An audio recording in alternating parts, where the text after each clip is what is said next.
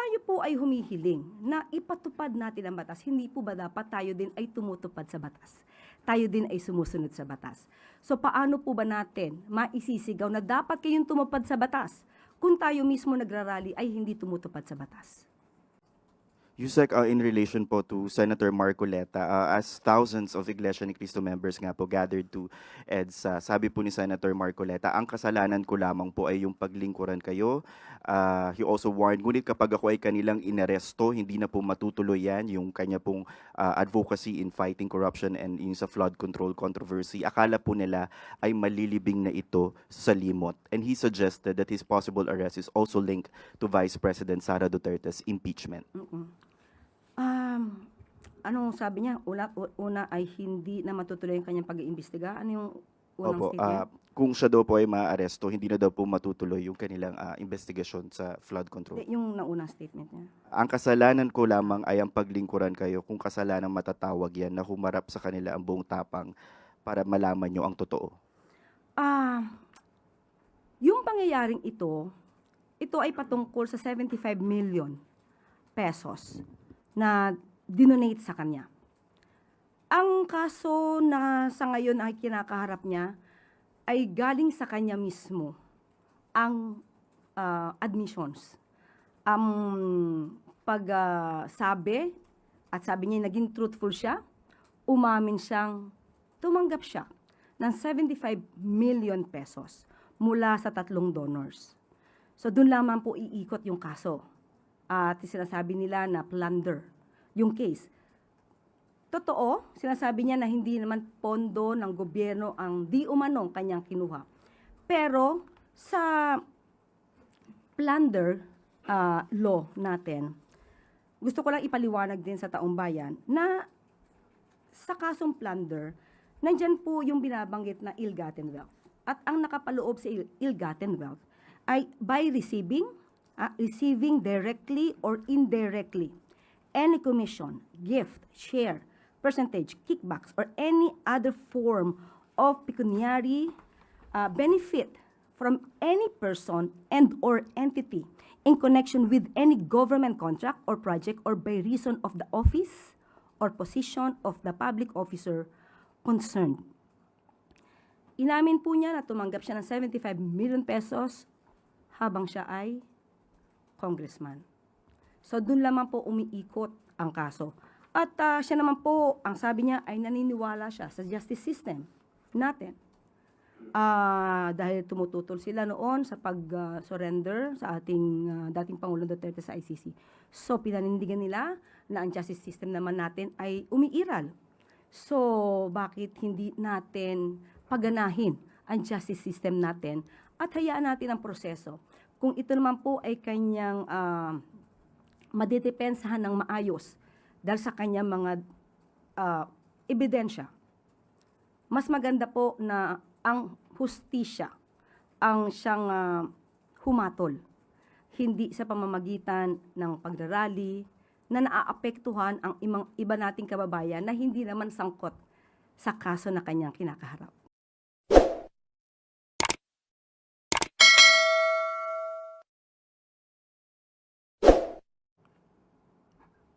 At maaari na po ako tumanggap ng inyong mga katanungan. Unang tanong mula kay Maricel Halili, TV5. Magandang hapon po, Yusek. Can you describe what happened earlier? When did the president learn about the rally in EDSA? How did he learn about it? What was his reaction? Was he also surprised? Yung rally kaninang madaling araw ay nabigyan naman agad ng impormasyon ang Pangulo. At ang Pangulo naman ay nirerespeto ang karapatan ng bawat tao.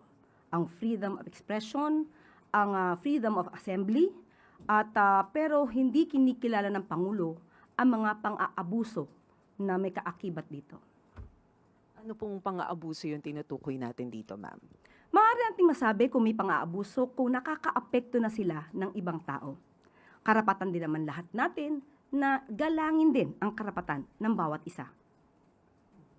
Ano po yung instruction ni Presidente when he learned about this rally? What did he tell the people in authority? ganun pa rin. Maximum tolerance ang dapat na ipairal at makinig lang kung ano ang kanilang sasabihin, pero kung may lumalabag sa batas ay dapat din ipatupad ang batas. Pero dito po sa Malacanang, may nakita po ba tayo na dahilan para mas maghigpit ng security? Naka-heightened alert po ba yung Presidential Security Command? Nagmo-monitor po ang Pangulo. Nagmo-monitor po sa mga galaw, hindi para lamang sa palasyo, kundi para sa taong bayan na naaapektuhan, na naiipit sa trapiko dulot nitong rally or protesta. Does Malacanang see this as a threat, ma'am? Wala pong nakikitang threat dahil alam naman po ng Pangulo na ang kanyang ginagawa ay para sa taong bayan.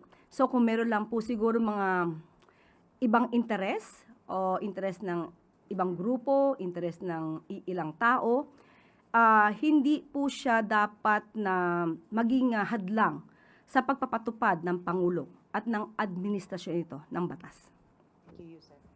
Yung sunod na tanong mula kay Katrina Domingo, ABS-CBN. Good afternoon, Undersecretary. How grave is the impact of the rally in the eyes of Malacanang? Why did the President deem it important to or deem it fit to cancel several events this morning? Dahil nga po, Pangulo ay kailangan mag-monitor. Unang-una, ano ba yung impact? Grabe po ba ang impact ng rally o protesta na ito? Sa paningin po ng administrasyon, magkakaroon po ito ng impact, hindi lang para sa palasyo, kung hindi sa buong mamamayan natin na naapektuhan ng surprise rally na ito. Alam po naman natin na kapag nagrarally at gagamit po kayo ng kalsada ay dapat may permit. At hindi po ito dapat na inililihim para naman po makapaghanda ang gobyerno. So, magkakaroon po ito ng impact sa bawat tao, sa bawat trabahador, sa bawat estudyante, sa bawat pasyente na nakasakay sa ambulansya na dadaan sana sa EDSA. Lahat ng ito, pati tayo rito, ay maaapektuhan. Maaapektuhan tayo dahil sa ipinaglalaban ba nila ang isang karapatan? Karapatan ba ni Senator Marcoleta? Ang karapatan ng isang tao sa isang kaso ay binibigay naman po. Nandiyan naman po ang paggalang sa right to due process. So, ang mga nagrarally ay may sariling agenda. Mas na naisin siguro talaga nila na ito'y maramdaman ng mga taong hindi naman sangkot sa kanilang pagpaprotesta. Nagkakaroon lamang tayo ng mga collateral damage, naapektuhan yung hindi naapektuhan, pero ito po ay makakaapektong malaki sa ekonomiya, sa bawat negosyo, sa bawat tao na kailangan pumasok sa kanilang eskwelahan, sa kanilang trabaho, o pumunta ng mabilisan sa ospital. Ma'am, yung administrasyon po paulit-ulit na sinasabi na dapat managot ang dapat managot. How will the administration hold those protesters accountable given na nagrally po sila ng walang permit and as you mentioned, marami pong naabala dahil hindi nagkaroon ng rerouting and other possible arrangements ahead of that rally? Ang pakiusap lang po natin sana kung magkakaroon ng mga pagpoprotesta o gathering ay makipag-coordinate naman sa gobyerno dahil hindi naman ang gobyerno ay nagko-control or hindi nagpapahinto, hindi kayo pinipigilan sa anumang kilos na ginagawa nyo, provided that your action should be in accordance with the law. So kung meron po tayo makikita ngayon na violation ng anumang batas, ito po ay iimbestigahan at kung kailangan na managot at kitang-kita naman siguro kung meron paglabag sa batas, ay kailangan din po managot.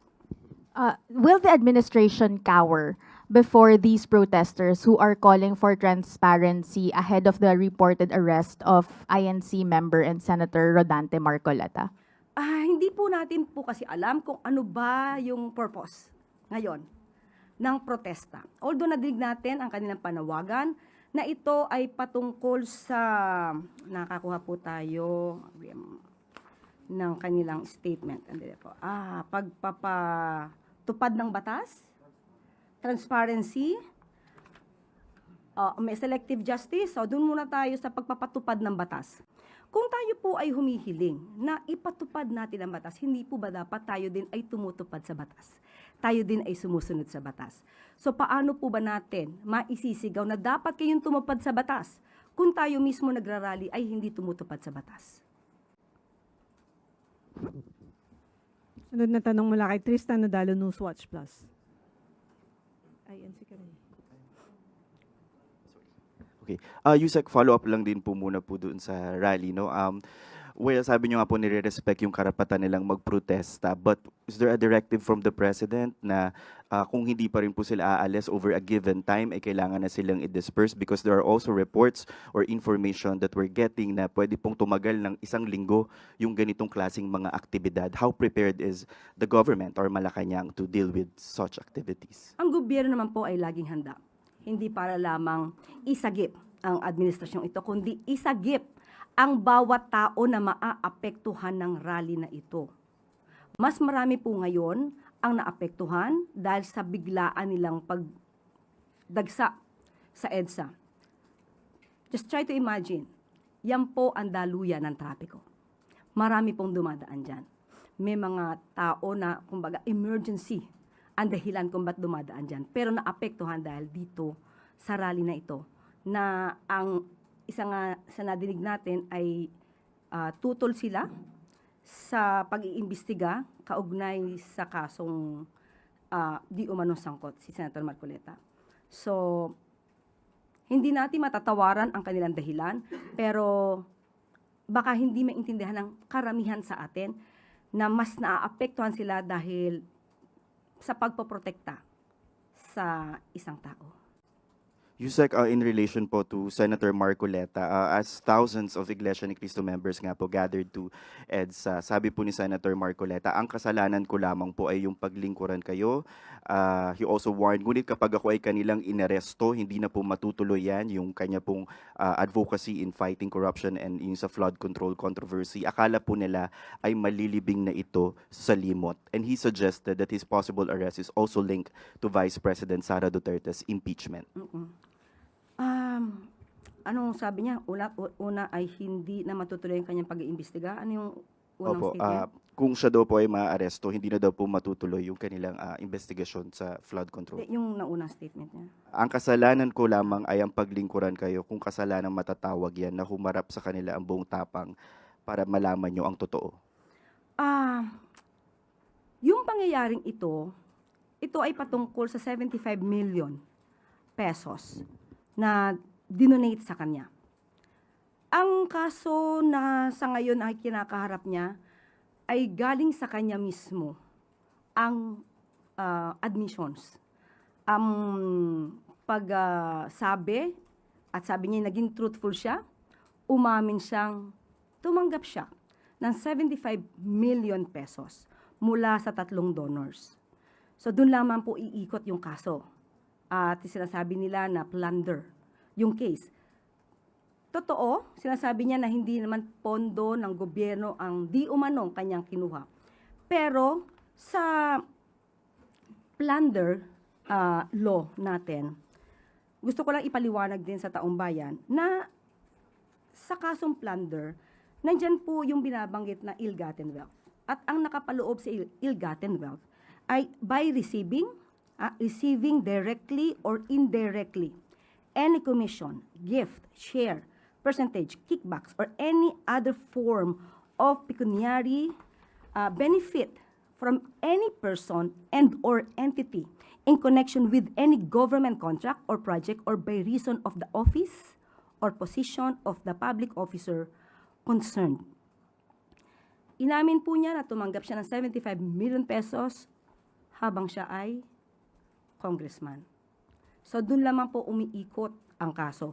At siya naman po, ang sabi niya ay naniniwala siya sa justice system natin. Dahil tumututol sila noon sa pag-surrender sa ating dating Pangulong Duterte sa ICC. So pinanindigan nila na ang justice system naman natin ay umiiral. So bakit hindi natin paganahin ang justice system natin at hayaan natin ang proseso? Kung ito naman po ay kanyang madedepensahan ng maayos dahil sa kanyang mga ebidensya, mas maganda po na ang hustisya ang siyang humatol hindi sa pamamagitan ng pagrarally na naaapektuhan ang iba nating kababayan na hindi naman sangkot sa kaso na kanyang kinakaharap.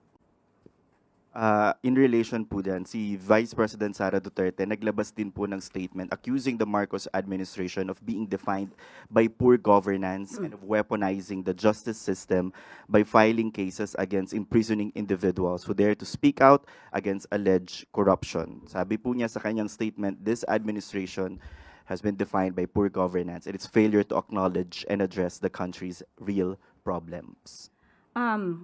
Nag-ugat ang mga usaping ito dahil sa pagpapatupad ng Pangulo ng batas, sa mabilisang pagpapanagot sa mga taong sangkot. Kahapon, tinanong tayo, ang sabi natin kay Ivy, wala pang 1 taon, pero marami nang nakasuhan, marami nang naipakulong, ang isa nga po ay kaalyado pa ni dating Pangulong Duterte. I am referring to Senator Bong Revilla. Walang sinisino, walang kulay. Wala pang 1 taon. Pero naiinip ang karamihan. Pero hindi sila nainip sa 6 na taon ni dating Pangulong Duterte na walang halos nagawang pag-iimbestiga. Ganito na po. Isang halimbawa, 2018, nandyan na rin po si Senator Marcoleta. Kanila po na kino-question, kini-criticize ang mga flood control projects noon na naging ghost projects. 2018 pa po ito, nandiyan na rin po si Senator Marcoleta, pero wala tayong masyado nadinig kung meron mga pag-iimbestiga na isinagawa, kahalintulad ng ipinagawa ni Pangulong Marcos Jr. ngayon. So, sasabihin ba natin good governance? Definitely, absolutely, with regard to the administration of President Ferdinand R. Marcos Jr., we have this good governance. Ang itanong po natin ay kung ano ang nangyari sa nakaraan. Ba't di natin hanapin yung sinasabi ni dating Pangulong Duterte na ghost projects as early as 2020? Saan na rin po ba yung mga ghost projects at mga maanumalyang flood control projects na binabanggit ni dating Congressman Andaya? Bakit hindi rin natin ito hanapin? Hindi maaaring magturo basta ang Vice Presidente dahil ngayon lang po nagpaimbestiga ng ganito ang Pangulong Marcos Jr. Yung mga nakaraan na nagkaroon ng pang-aabuso sa pondo, maybe through build, nag-crossover pa sa panahon ni Pangulong Marcos Jr. Kaya nga po, nung napansin, nakita, nagpa-imbestiga. Sunod na tanong mula kay Ivan Mayrina, GMA News. I-reiterate ko lang yung tanong ni Tristan Yusek because I think it wasn't answered. You repeatedly said na marami ho ang naapektuhan dito sa rally na ito. Collateral damage. You used the word collateral damage. Ang tanong ko ho ay at what point will government exercise its power and duty to restore law and order and allow people to go about their daily lives? Sa ngayon po ay mayroon naman pong iniutos ang Pangulo. Maaari ko po bang basahin kung ano ang binigay na order ng Pangulo sa PNP? Unahin ko na po ang PNP. The Secretary of the Interior and Local Government and the Chief of the Philippine National Police are presently at the PNP Command Center, closely monitoring the situation on the ground. The Chief PNP has directed all concerned units to exercise maximum tolerance at all times and to work toward the swift restoration of normalcy in the affected areas. The PNP remains fully deployed and on full alert, ensuring that the safety and security of all parties, the rallies, the public, and our own personnel are protected at all times. Yan po ang mensaheng ipinaabot ng PNP. Sa ngayon po, hindi ko po maibibigay categorically kung ano pa ang dapat gawin at magiging aksyon ng ating mga otoridad. So, ibibigay ko na lamang po sa inyo kapag meron na po tayong panibagong update. Next question, ma'am. May decision na ho ba kung tutuloy ang Pangulo sa kanyang official visit to Canada tomorrow? Wala pa po tayong update sa ngayon at mas maganda po nakausap naman po natin ang DFA na si Secretary Tess Lazaro po ang makakapagbigay ng sagot patungkol po dyan. Okay, sunod na tanong mula kay Ace Romero, Philippine Star. Yusek, the Iglesia ni Cristo has criticized what it described as selective justice under this administration, and I quote, "We want them to know that selective justice is an injustice and we will not remain silent in the face of this grave assault on the justice that our people deserve." Do you share the view or do you agree that there's selective justice under this administration? Sa ngayon ay wala pong selective justice na namamayani sa administrasyon ni Pangulong Marcos Jr. Kaya nga po kahit na kaibigan, kaalyado, na una pa po na nakulong, na-detain, at ngayon ay humaharap sa kaso na plunder at graft case. Doon pa lamang po ay ipapakita na totoo ang sinabi ng Pangulo. Kahit anong kulay nyo, kamag-anak, kaibigan, kapag kayo po ay may ebidensya at may ebidensyang laban sa inyo, sa korte nyo na lamang po ito ipaliwanag or depensahan. At kung kayo po ay makakapagdepensa ng sarili, yun naman po ang masasabi rin nating justice.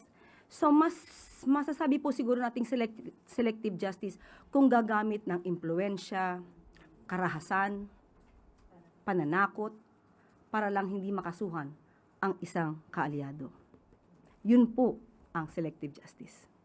Okay, the INC also expressed support for Senator Marcoleta, and they said, what we find puzzling is why the very person who has been pushing to expose those allegedly involved in this massive theft, referring to the flood control, from the Filipino people, is now the one being charged and imprisoned instead of those he exposed.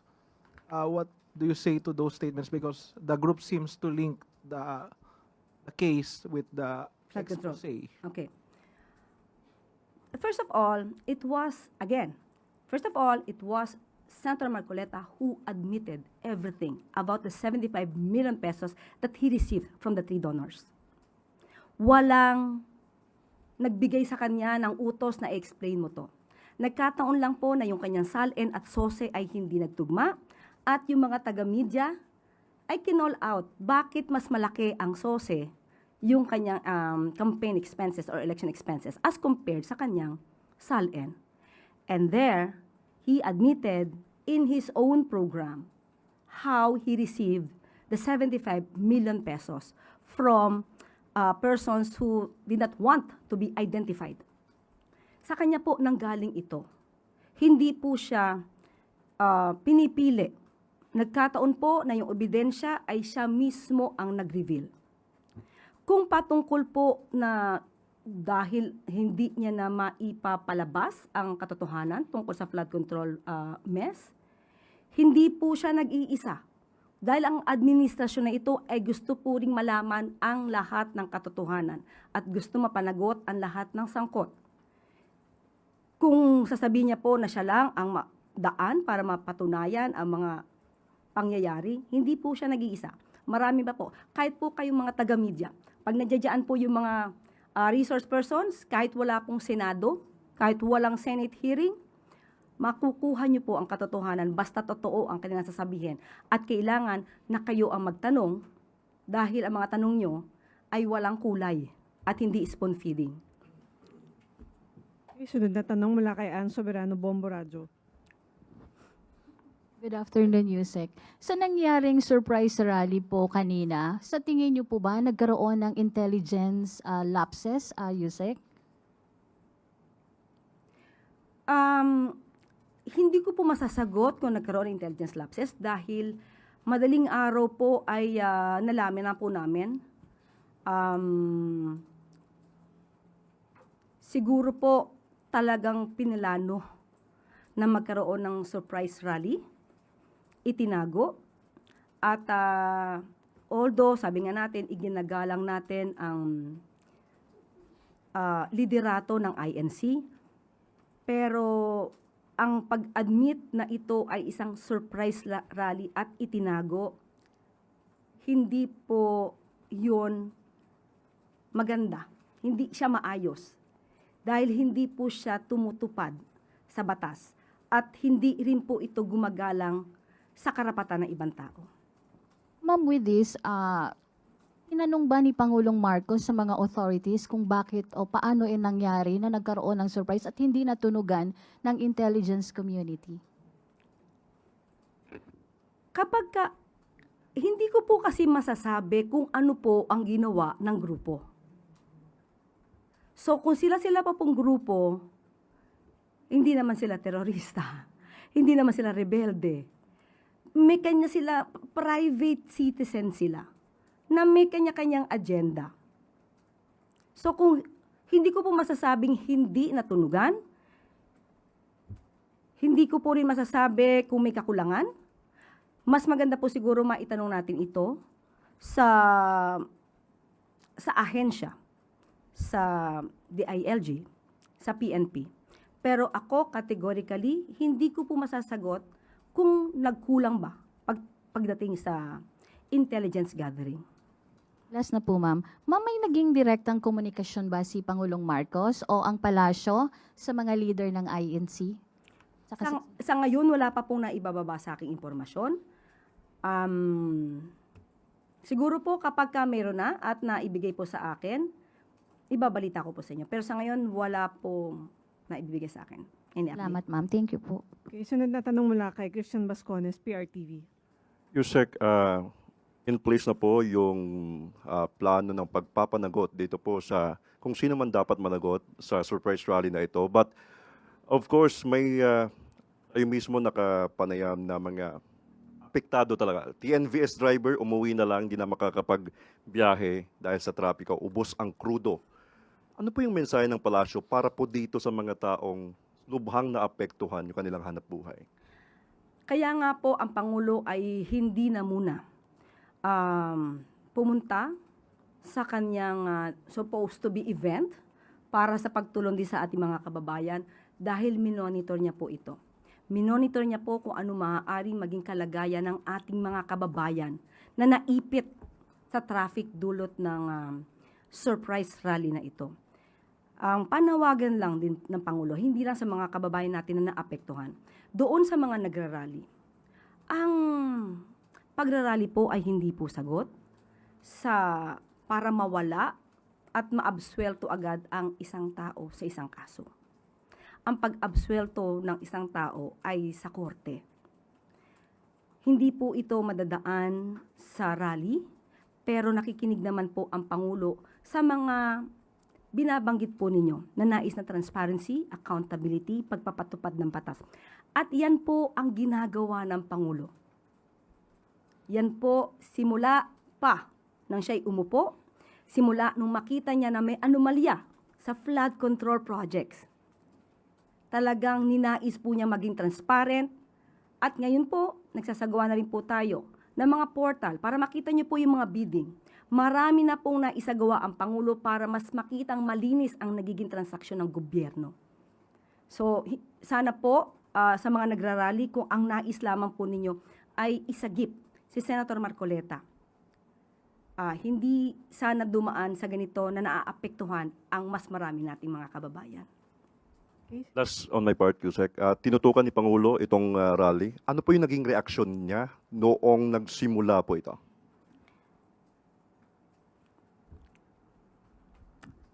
In a way, nagtataka siya. Nagtataka siya na dahil masasampahan ng kaso si Senator Marcoleta or na nasasangkot sa isang kaso sa Senator Marcoleta, ay kailangan ng maglunsad ng ganitong kalaking rally ang mga kapatiran, ang ating iginagalang na mga kapatiran sa INC. But still, ang Pangulo po ay nakikinig, iginagalang sila. Ang tangi lamang niyang hiling ay igalang natin lahat yung mga naaapektuhan na dapat ay hindi naaapektuhan. Sunod na tanong mula kay Clisel Pardilla, PTV. Good afternoon po, Yusek. Yusek, House Deputy Minority Leader Antonio Tino urged Ombudsman to disclose the signed agreement for the cooperation of former DPWH Secretary Bonoan as a state witness in the flood control scam. Ganito rin po ba yung view ng palace na dapat po i-disclose yung agreement? Hindi po tayo makikialam kung ano po ang magiging polisiya ng ombudsman dahil alam naman po natin to ay isang independent body at hindi tayo manghihimasok kung ano po ang proseso na gagawin ng ombudsman provided na ito naman po ay hindi labag sa batas. Ma'am, si Senator Lacson po, binanggit niya na co-accused si former Secretary Bonoan ni Senator Jinggoy for a non-bailable plunder case at dapat daw po he should make a restitution or magsauli ng pera. Yun din po ba yung tingin niyo dapat magsauli? Again, hindi po tayo makikialam kung ano po ang panuntunan ng Office of the Ombudsman patungkol dito. Pero before ay nadinig na rin natin ang panukala or proposal nung panahon na siya ay Secretary of Department of Justice at kinakailangan ng restitution. So, again, hindi natin alam kung ano magiging policy ng Office of the Ombudsman. Baka pareho na rin nung kanyang pananaw nung siya ay Secretary of Justice. Okay. Sunod na tanong mula kay Harley Balbuena, IBC 13. Yusek, going back on the EDSA situation and follow up on Ms. Ann's question, nakausap na po ba or may plano po kayang makipag-usap ang Pangulo kay INC Executive Minister Eduardo Manalo, who we appointed as Special Envoy to the President for Overseas Filipino Concerns way back 2023? Again, sorry. May plano po kayang makipag-usap ang Pangulo kay INC Executive Minister Eduardo Manalo na inappoint na po as Special Envoy for Overseas Filipino Concerns po, regarding po sa situation sa EDSA? Wala pa pong napaparating sa atin kung ano ang balak ng Pangulo patungkol dito. Siguro dapat malaman din po natin kung mag-uusap sila kung ano ba ang hiling. Sila naman po kasi nagpo-protesta. So ano po ba yung pinaka-goal dito? Kasi kung mangyayari po ang goal ay binabatikos nila ang maaaring ikaso kay Senator Marcoleta, hindi naman po ito hawak ng Pangulo. Hindi po ito hawak ng Pangulo. Ito po ngayon ay nasa Ombudsman. So, hindi po natin makita bakit kailangan ang Pangulo ang maging subject sa kanilang rally. Nasa kamay na po ito ng Ombudsman. Sorry, hypothetical question. Is the President willing to negotiate with INC if ever they ask for any request?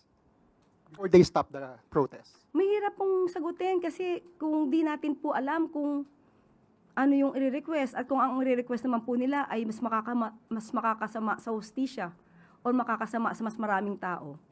Hindi po basta-basta makikipag-negotiate ang Pangulo kung may maaapektuhan at ito naman ay labag sa batas. Okay, sunod na tanong mula kay Ivy Reyes, Bilyonaryo. Hi, Yusek. Good afternoon. Ombudsman Boyeng Remulla was here in Malacanang, as confirmed also by some of the members of his press corps present in the Office of the Ombudsman. Ano po yung naging usapan nila ng Pangulo? Hindi ko alam eh. Hindi ko nakita. May nagtanong nga sa akin kanina kung dito magpe-press briefing si Ombudsman. Sabi ko, hindi. Wala akong personal na knowledge. Kung pumunta, wala rin ako alam. And with the INC saying this rally supports Senator Marcoleta, does Malacanang think such announcements of his looming arrest should be made public pa po? Kapag may warrant of arrest na siguro, kung meron man. As of now kasi, there's no case yet. There's no warrant of arrest issued by the Sandigan Bayan. So, di natin alam kung saan galing, totoo, ang dahilan ng surprise rally nila. Dahil talaga pong binanggit ito ay patungkol kay Senator Marcoleta, right? Yes, Ivy. Okay. Okay. Tanong mula kay Rafi Ayeng muna. Magandang hapon, Yusek. Yusek, dun sa 85 pesos na wage hike, na wage increase, kailan po ito napirmahan? hindi ko po nakuha ang dokumento. Yan po ay ibinigay lang sa akin bilang good news. So, hingi ko na lang po yung dokumento at bibigyan ko kayo. Kasi po, based on the comment sa social media, yung timing po is in-announce ngayon sa kabila ng pagkakagulo sa EDSA Shrine. Kung in-announce po ito ngayon, ibig sabihin way back, nakadraft na siya. So, ibig sabihin way back, a month, ay napag-aralan po ito. Kasi hindi po ito gagawin lang ni Labor Secretary Tolentino. Kasi ito ay pinag-uusapan. Kaya nga po, Regional Tripartite Productivity Wages Board. Kasi, grupo po ito na silang magde-design. So, wag nilang bigyan ng mali siya kung ngayon in-announce. Kasi, meron mga mamabatas humihiling na itaas ang sweldo. Diba? Pag ngayon binigay at itinaas ang sweldo, sasabihin nila, tina-timing. So, hindi na natin alam kung saan tayo pupunta. And yung TUCP po, yung Trade Union Congress of the Philippines, na humihiling na dapat daw ay 200 yung taas na sahod. At sinasabi yung 85 minimum wage increase, and I quote, the increase is not only grossly inadequate in the face of the collapse in workers' purchasing power, but will even be released in tranches, forcing workers to wait months before receiving the full amount. Tayo naman po ay kumikilala sa kalagayan ng ating mga manggagawa, pero binabalanse rin po ito sa kakayahan ng ating mga employers. Mahirap po na magbigay bigla ng malaking sweldo, tapos hindi rin kakayanin ng employers, mag-lay off na employees, mas mawawalan ng trabaho ang iba nating mga kababayan. Mas marami magkakaroon ng unemployment. Unemployment rate ay tataas na naman. At yung hinihingi nila na minimum wage, ito naman po ay trabaho na ng Kongreso. So sa atin po, kung ano lang po ang nakikita at na-assess ng Regional Tripartite Productivity and Wages Board, yan po ang ibinibigay. Sunod na tanong mula kay Maricel Lalili, TV5. Quick follow-up lang po. What are the deciding factors whether or not the President will push through with his visit to Canada? Hindi pa po namin napag-usapan. So sa ngayon, walang update. Siguro po, tatanungin natin si Sectes Lazaro.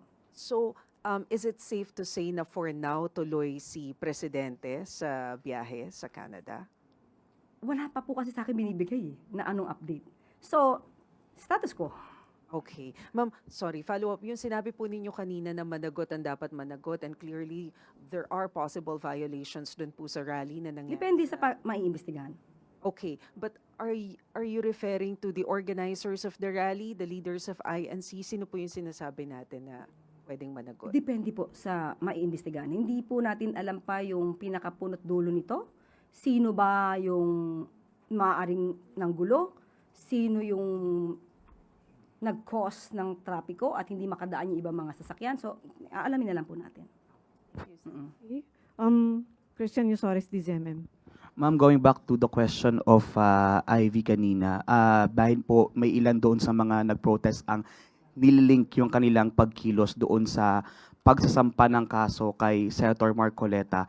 Ano po ang tingin ng Malacanang doon sa maagang pag-aanunsyo din po ng Ombudsman na sasampahan ng kaso si Senator Marcoleta, na yun ang ginagamit ngayon ng mga nag-protest na dahilan kaya sila lumabas ng kalye para kontrahin po yun? Dapat po ba na maagang nag-aanunsyo ang mga opisina ng kung sino ang mga sasampahan ng kaso? Hindi po natin hawak ang Office of the Ombudsman, kung ano ang kanilang magiging statement. Pero kung in-announce man po ito ni Ombudsman Boying Remulla, tama po ba na sagot ang rally? Hindi po ba mas dapat na daanin sa proseso? Maniwala tayo sa proseso? Hindi pa naman po nakakasuhan. Hindi po ba mas hindi maganda ang tingin or magiging tingin ng ating mga kababayan kung parang hinihiling nila na madismiss ang kaso sa pamamagitan ng pagsasagawa ng rally. Follow-up question mula kay Trista Nodalo, Newswatch Plus. Yusek Claire, balikan ko lang po yung activity sa EDSA ngayon. Does the protest today place President Marcos in a politically complicated situation since the INC endorsed his candidacy in 2022? And if hindi naman po ito nagpa-factor in, may personal message po ba si Pangulo sa mga umattend ngayon ng protesta? Ang Pangulo po ay naniniwala sa paninindigan ng INC. Ipatupad ang batas, transparency, accountability, managot ang dapat managot. At yan po yung ginagawa ng administrasyon. Kung dapat managot ang isang Senator Marcoleta na nagkataon na miyembro ng INC, hindi po ba dapat na i-push din natin yon dahil lahat naman tayo dito ay dapat na naniniwala sa papapanagot ng mga di umanong gumawa ng krimen or paglabag sa batas. Mas paniniwalaan ng Pangulo na yun ang isususog ng INC na kahit sino pa ang makasuhan. Miyembro man nila, hindi miyembro, kakulay, kaalyado, iniidolo, dapat walang ganon. Dapat pantay-pantay. At yan naman din ang gusto ng INC.